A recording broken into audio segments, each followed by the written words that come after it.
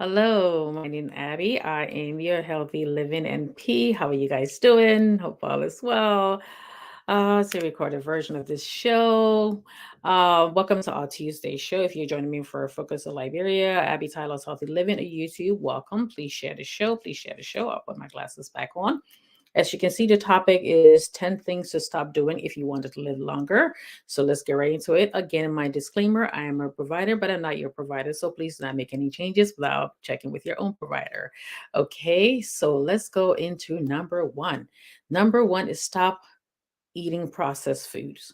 So now, for the main reason why they say that is because most of the processed food have a lot of preservatives and they also have a lot of salt. Because in order for it to stay long on the shelf, they have to put salt into different preservatives in there to keep it nice and fresh and tasting good, but that can be a little detrimental to your health. So if you eat it every now and then, that's okay, but that's not something that you should be eating every day. Like canned goods, especially food from different restaurants, also from fast food, they have a lot of salt in there. So be watching that, because also the salt, when you have so much salt in your body, that I talked about high blood pressure and how that can take a while, and that can lead to high blood pressure and lead to high cholesterol and other cardiovascular events too. So it's important that you cut back on that once in a while, once or twice a week or so, you can do that. But especially if you have any kind of disease process like congestive heart failure, high blood pressure already, you really want to watch on that. And also, it's good that if you're, like you say, you're the father or the mother that have problems like that, it's important that you get the whole family to start eating, so that way they learn healthy eating habit. And for us, the Liberian people, will put a lot of salt in our food too. It tastes really good, but overall, in the long run, it can be a little detrimental to your health. So it's important that you kind of watch your salt intake. Okay. So number two is smoking. I talk about this just about every show, because also when we have patients that smoke, we have to talk about it at every visit. So it's important that you stop smoking. It's important. It's very difficult to stop smoking because they put all the different chemicals in there that makes it really difficult to stop and keeps you addicted. Okay, but it's never too late to stop smoking. So people might say, "Well, I've been smoking for a long time now. I'm not going to be able to stop." There's so many resources out there. 1-800-QUIT now, 1-800-QUIT now. NOW. You can call, you can go to the CDC website, you can go in the World Health Organization, you can speak to your own provider. Okay, so there's so many resources out there that you can quit smoking, because smoking also, it increases your risk for lung cancer. It affects your circulation through your body. Also, it makes it difficult when you have a wound, for wound healing. If you're going for surgery, it affects your ability to go through anesthesia, all of that, because you need strong lungs and all when you go for surgery, and also for anesthesia. So it's important that if you smoke, try quitting, especially when you're younger too, and you start smoking very young. Don't start. The best thing is don't start, because it's so hard to stop when you start. And some people, when they stop, they say when you stop and you go back, it's even more dangerous when you go back again, because it makes it even more difficult for you to stop when you stop the second time around. Alrighty. So, and also people might say, oh, and I just little caveat, if you smoke around your children, some people say I smoke outside and I don't smoke in the house and all that, or I wind the window down when we're in the car, so they're not exposed to the smoking.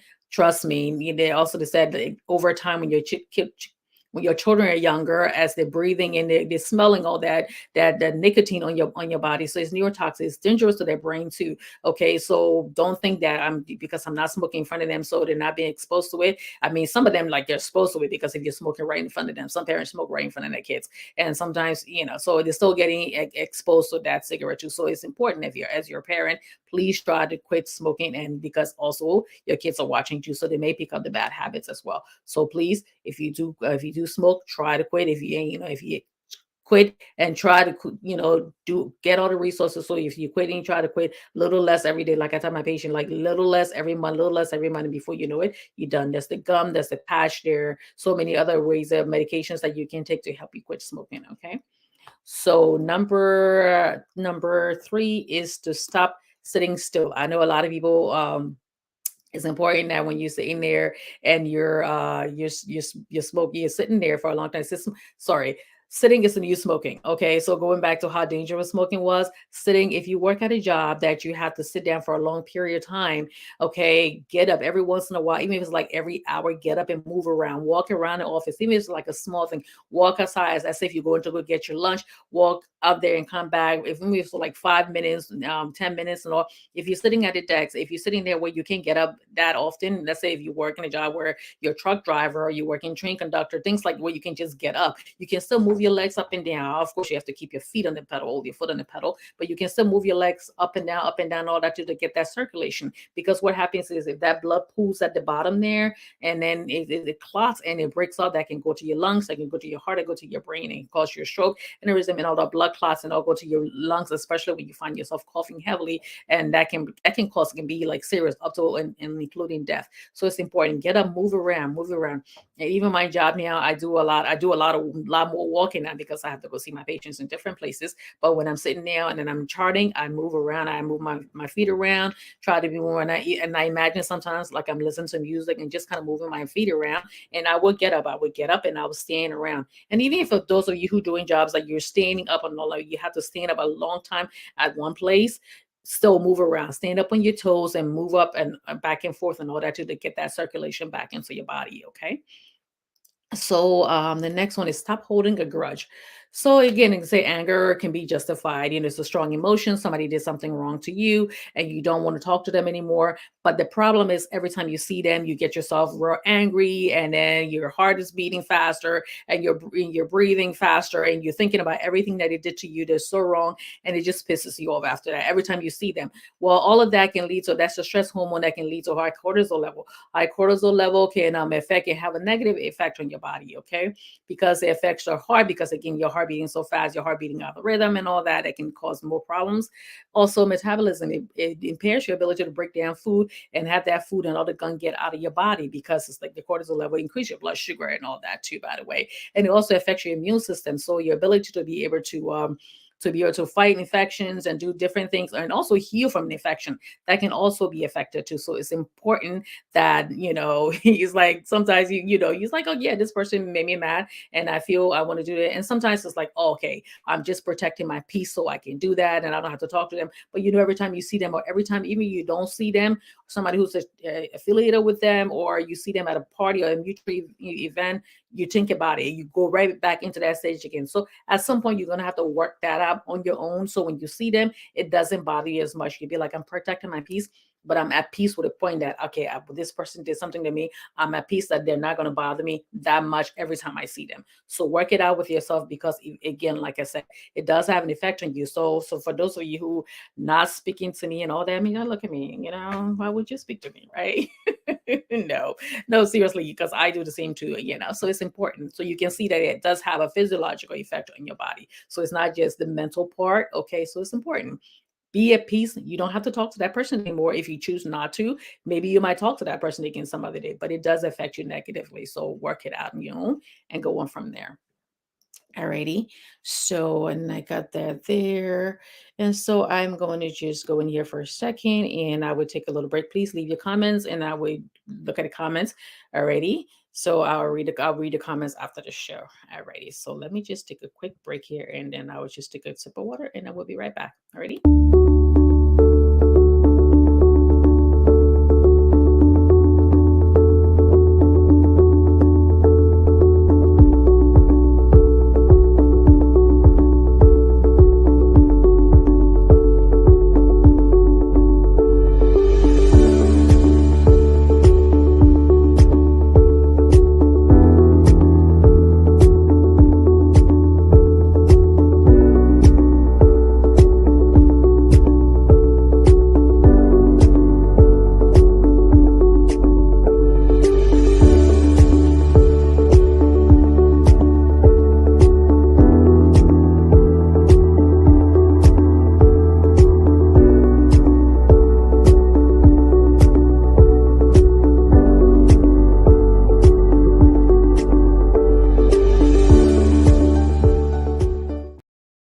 Okay, welcome back, welcome back, welcome back.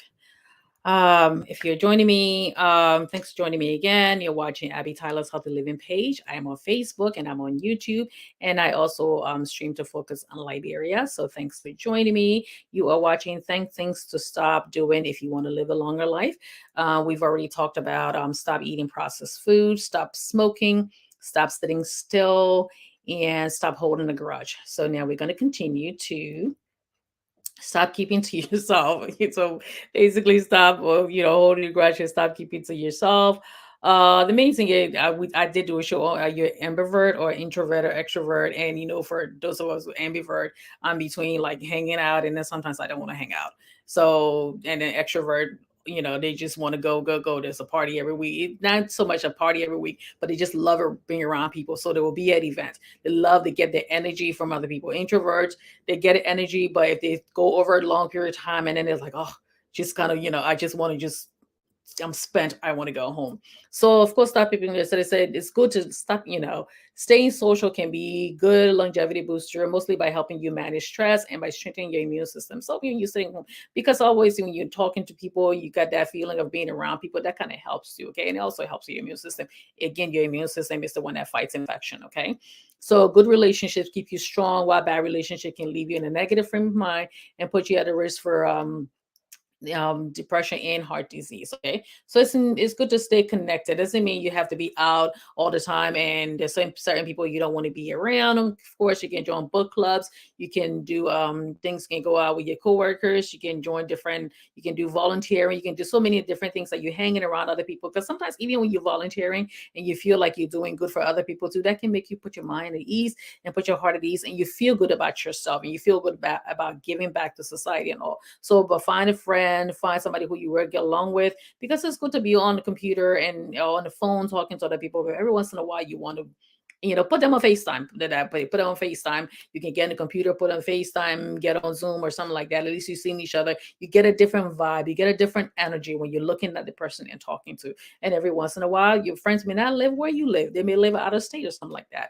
Join different groups, and some if it means like every once in a while you call them and say, let's go hang out. That's fine. If they can come halfway, they say they live in Texas, you live in Pennsylvania. You guys can always be like maybe in what, Maryland or North Carolina area, and just be and just meet and talk like that. Okay, and don't be afraid to go out and find new friends. I know for those of us who are ambiverts and introverts, that can be a little scary, but put yourself out there. You never know. Okay, it's good for your heart. It's good for your psyche. And it's good for your heart and all that. Alrighty. So, and next one is stop thinking that only big changes count. Okay, because people like, oh my God, I'm going to change my life. I'm going to do this. I'm going to do that. I'm going to cut off all my hair. Why do people cut off their hair every time when they want to make a change? And then next thing you know, like 2 months later, they're regretting it.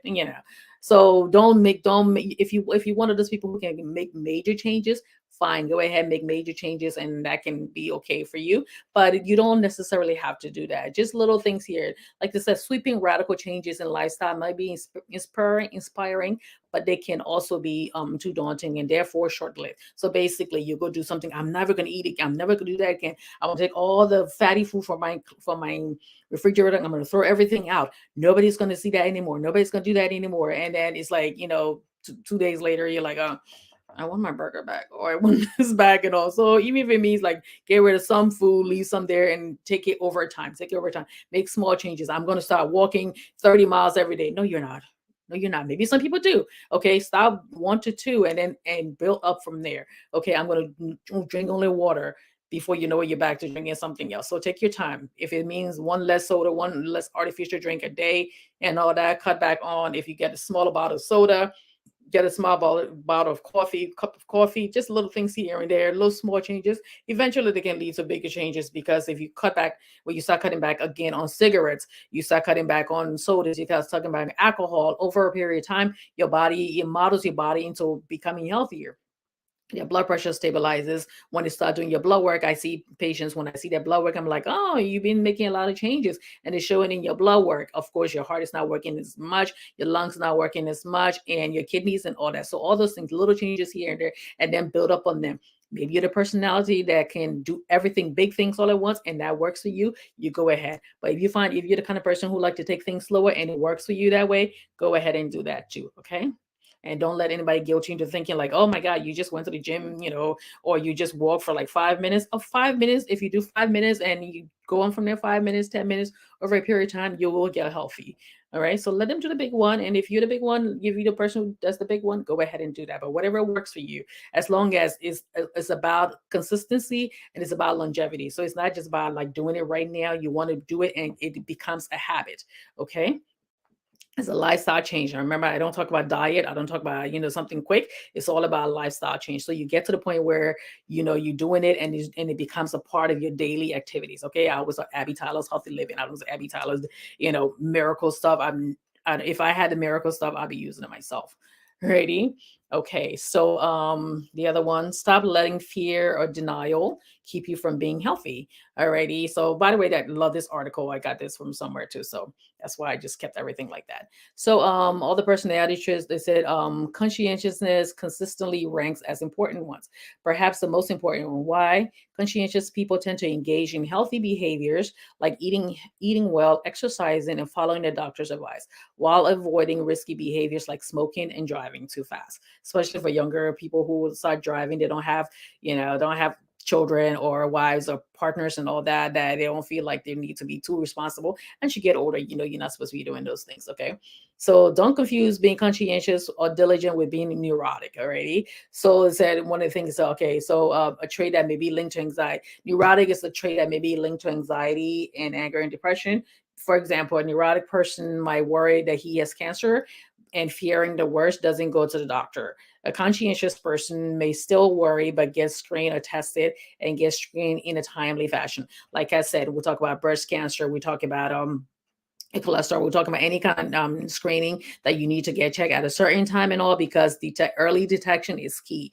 We're in Breast Cancer Awareness Month. We're in Male Breast Cancer Awareness Month, and so many other and things out there that if it's not detected early, when the time it gets to a certain point, and it's too late for them to give you any kind of help, and it's too late for you to. And I always talk about your life and your livelihood. Whatever happens to you affect your children, affects your husband, your wife, your extended family members as well, and use your own livelihood, because you have to pay your bills, you have to do things, and just you want to be able to live healthy. You don't want to be getting to the point where they say we diagnose you and it's at like stage this, okay, anything greater to like stage one over there, and treatment plan and everything that's going to go on. So it's important that you go ahead and get yourself healthy. And I know it can be a little daunting, because I know there are times where I would delay some stuff and all, mainly because of work and all, but sometimes I do get scared and I'm like, do I really want to know? Do I really want to know? But it's important that you get to know, and if there's anything there, they can work it through. Okay.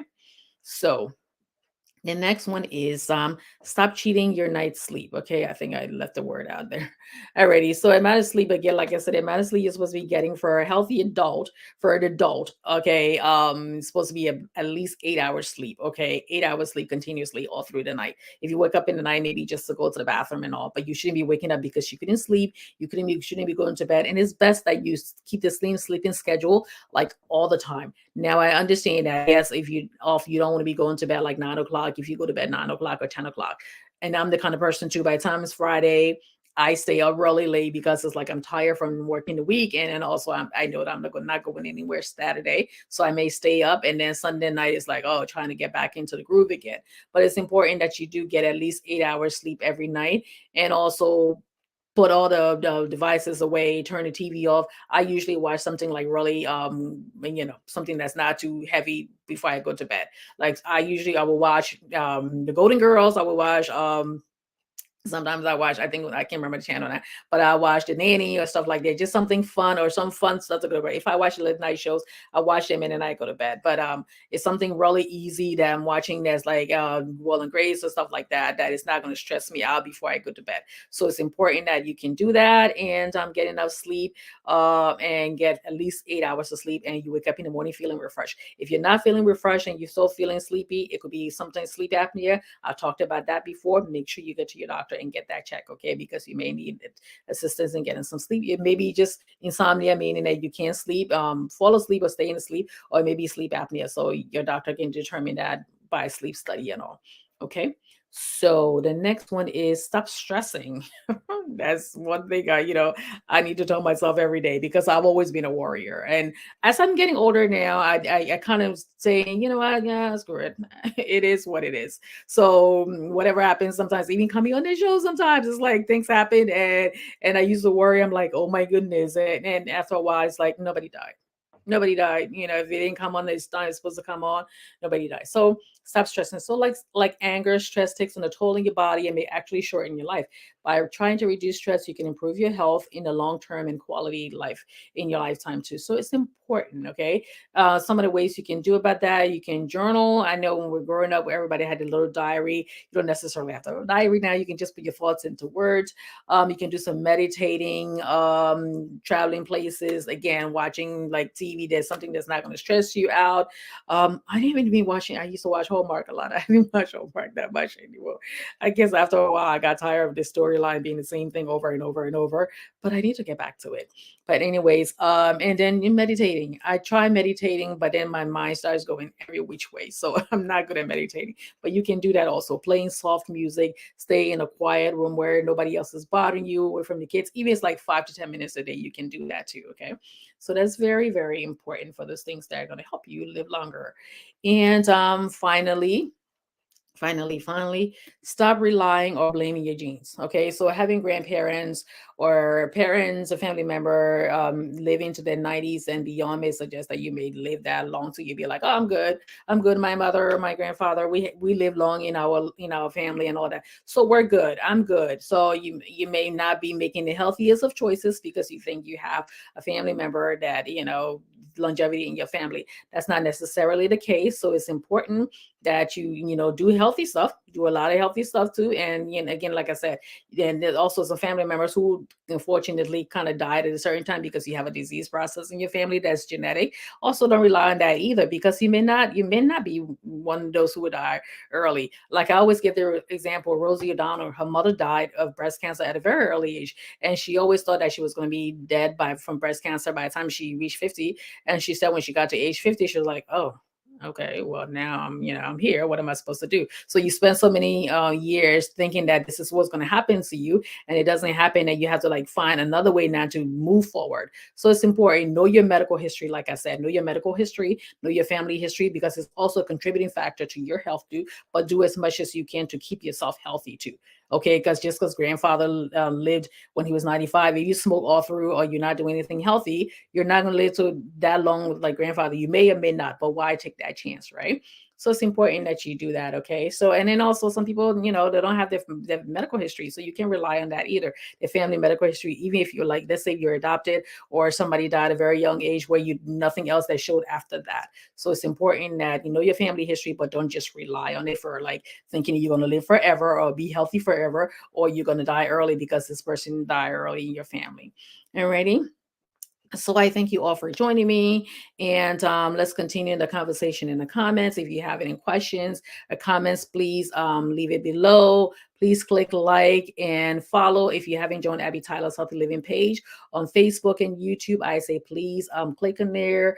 And because I do daily videos as well, so it's important that if you're watching me from Focus in Liberia or YouTube, that you may be missing that. Sometimes I put the daily videos on YouTube, but not all the time. So I put it and it's videos, that little short videos about different disease process, or maybe just talking about different things. So please join Abby Tyler's Healthy Living page. Please invite others. Please give me a star. But if you can't do that, of course, it's most important thing is to share the video, share the video, share the video. So thanks for joining me. I do this every Tuesday at 7 p.m. Eastern, and also I put out daily videos. Okay, so thanks. I'm tongue tied. Thank to all of you for watching me. I love it. I love it. I love it. Thank you for all your love and support. And you take care, and I'll see you guys later. Take care. Good night.